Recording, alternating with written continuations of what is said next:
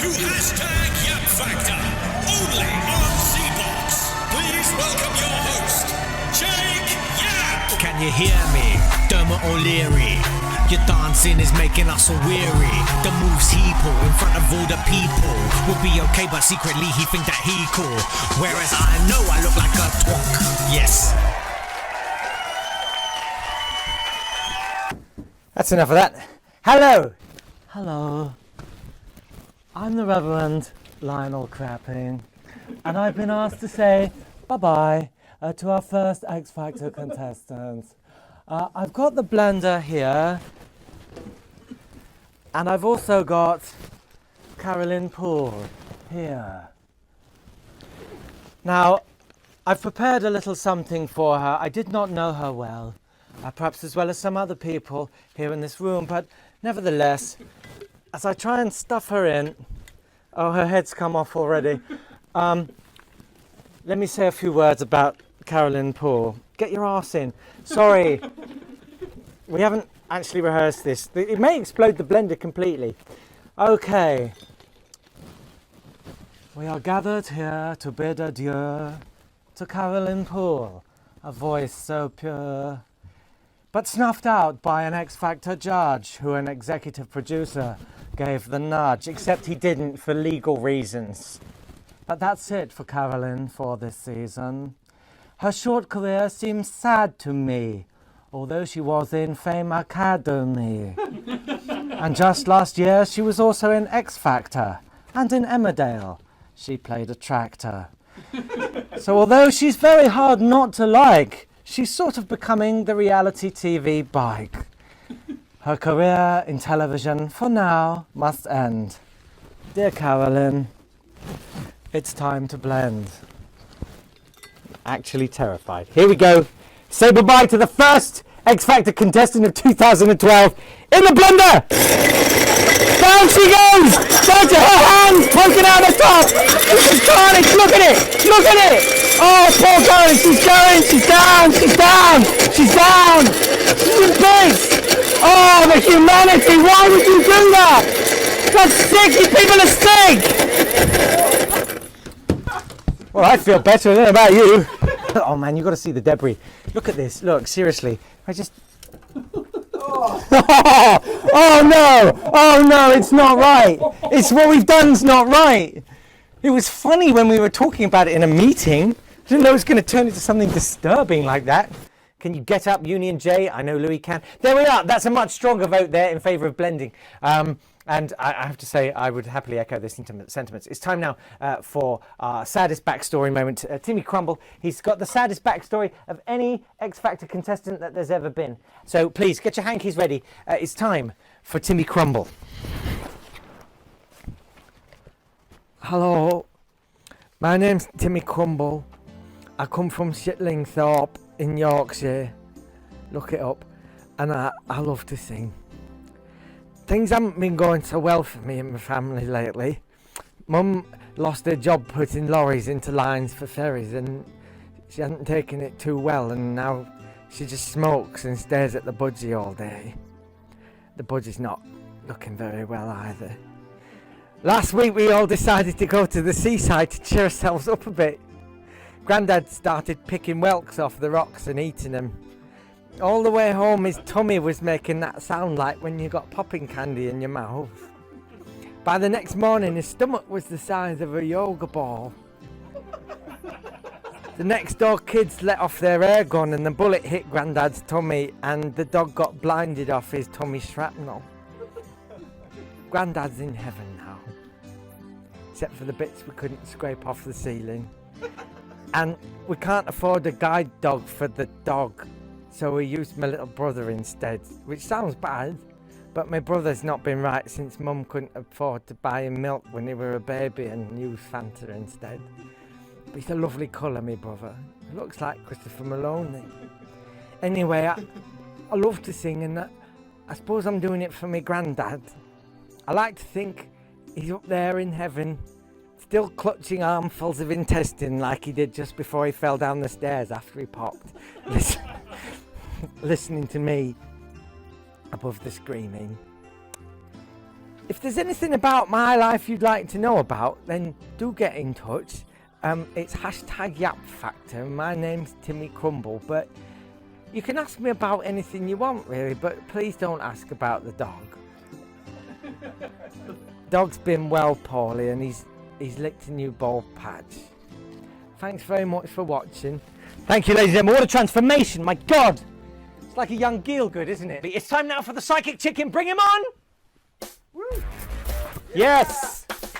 Ah, come on. Relax. Ah, what's wrong with you?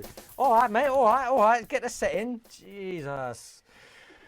Right, all right. Yes, thank you, manners. Thank you for the respect. I am the psychic chicken. Last week, yeah, I correctly predicted that Louis Walsh would blink a lot. Yes, I know, manners. I know I'm incredible. Thank you, psychic chicken fans. The spirits move deep within me. I cannot lie. I take them deep inside me and I try not to struggle. This week, no, there's nothing rude about that. That's fine. Is it watershed or not yet? Never mind. This week, yeah, I asked you what you wanted to know. Now, obviously, this is YappFactor, yeah? So I was thinking about what people was going to ask me would be all like, as Dermot going to wet himself again or whatever, yeah? And, well, blow me, not you, well, blow me, yeah? Someone has asked a question on Twitter. It's just that they haven't asked me nothing about the X Factor.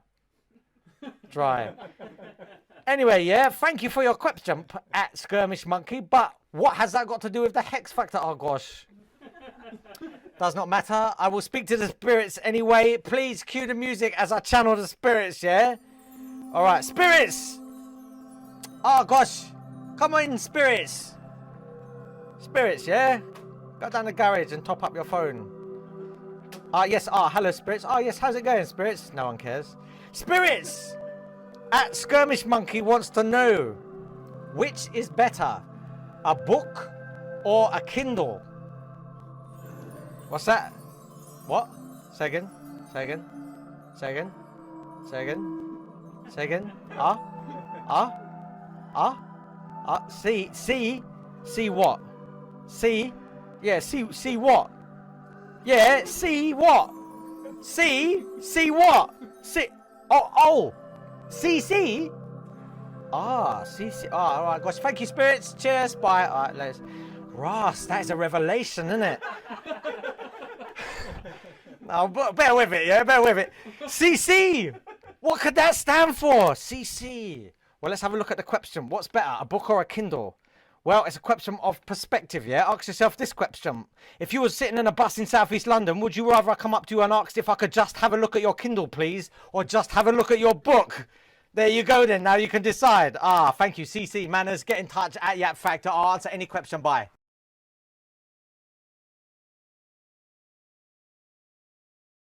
Welcome back. We're joined now on the YappFactor by Simon Cowell's grandma. That's right, you are Simon Cowell's grandma? Yeah, well, obviously, legally speaking, no, I'm not Simon Cowell's grandma. But I am available if Simon wants that slot filled. And how's your week been? Well, it's been a very testing week, and thank you for asking that, Chris. It's almost as if I told you to a minute ago. The thing is, Chris, I'm not afraid to court controversy. In fact, I don't so much court controversy as I ply controversy with sambucas and straddle it on the billiard table in the drawing room. But this week I did get into hot water with Louis Walsh. Not the time in the jacuzzi at the Kilkenny Hilton. And it wasn't a real bloody Hilton. When have you seen a Hilton with a kebab shop in the lobby? No, during Sunday's X Factor results show, I got a bit hot under the collar, Chris. Does that happen to you? Occasionally, yeah. Yeah, was it when you were watching One Direction? That's when it happened to me. I was watching One Direction, I think it was One Direction, someone young and springy. And even though Louis isn't young and springy, he is old and grateful. So during the vote, I asked the producer to pass him a Polaroid I'd taken to try to get him into that state of tearful gratitude that always proved so fruitful. And he saw the producer, you saw it on the camera, the producer gave him the Polaroid. He went to pieces during the voters. He didn't know what he was doing. He couldn't see. He told me he went blind in one eye. And Gary walked off because he was jealous. And Dermot got a strop on. I can't really tell you exactly what happened. A strop, I said a strop. Come on. I can't tell you how the evening ended, but it wasn't just tears from Carolyn Paul. Tears from Louis Walsh as well. And I'd like to say I very much enjoyed the acts we just saw. I very much like MK1. Although they were a trio before they were a duo. And did you see in the auditions they had to drop the third member sort of on stage when they said, we don't like that one because he looks like a diff. And well, that's what they said. It's what they said. He got a strop on as well. And the thing was, it was one of those moments where you're watching the X Factor and it's like tucking into a box of chicken nuggets and then suddenly thinking, these are delicious chicken nuggets. I'm enjoying these chicken nuggets. And then suddenly it's flashed up the image of the conveyor belt filled with hanging live chickens having their throats slit in an abattoir. I love the X Factor. They should call themselves Mark II now. And Charlie, the woman, she can store seeds in her cheek pouches. Did you know that? She can, well, not just seeds. When she goes bowling, she's like a little hamster. But the trouble is, every time they perform now, all I can really hear is the third member of the band soaking his mother's sleeve with tears and snot and saying, it should have been me up there.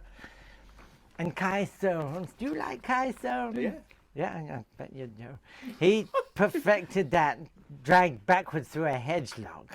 And he said last week he's worked every toilet club up and down the country. Now, I don't know what a toilet club is, but I want to know why I've never been invited to one.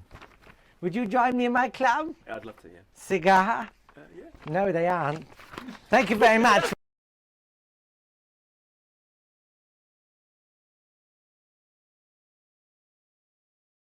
So he fell. Says, what am I watching, please? I think my brain has melted. The secret, though, is not to fight it. That is exactly what's happening. But just relax into it. You know, just imagine your brain sliding into a warm bath of gravy and slowly being eaten by Hannibal Lecter. It's time now for Peter Dixon's shopping list. Peter Dixon is the man who does all the big voiceovers for the X Factor. And while his voice is ideally suited to the show, I just wonder how he gets through day-to-day life having a big voice like that. How, for example, would you go shopping as Peter Dixon? Ladies and gentlemen, here's a humorous little skit we put together for you with an acting professional. Chris will play the part of the shopkeeper. I myself will play Peter Dixon. Chris, in your own time. What can I get you? Cream! Boneless sardines in sunflower oil! Odoritors! Cooking sherry! Cardamoms! Rustlers ×5 for work lunches! Grapes! Falafels! Bombay mix! Mung beans! Gravy! Pine nuts! Cheese strings! Egg-free lasagna for Sheila and her weird new boyfriend. Yackles! Ladies and gentlemen, Peter Dixon's shopping list. Now, a few things we need to wrap up before we go. The bingo, how did you do? Did you play along at home? You better do next week. You can get your own card that you can download and play along at home. It's almost as if you didn't have a life of your own. Here's how we did. We did very well this week. Much better this week than last week. We very nearly got a row. We came within a hair's breadth. All we needed was Louis to stand a little bit too close to his act and for them to look nervous. And then we would have been quids. We probably would have won a porcelain doll of a dog crapping in a park. I don't know what we would have won. That's the thing. It's a mystery. One little bit of feedback here from Isaac, which very nice. I do appreciate this. He says, I must say that YappFactor is very entertainment. Not very good entertainment. It's very entertainment. We will see you right here next week. You better come. Tell your friends. Hurry back. I'm having a breakdown.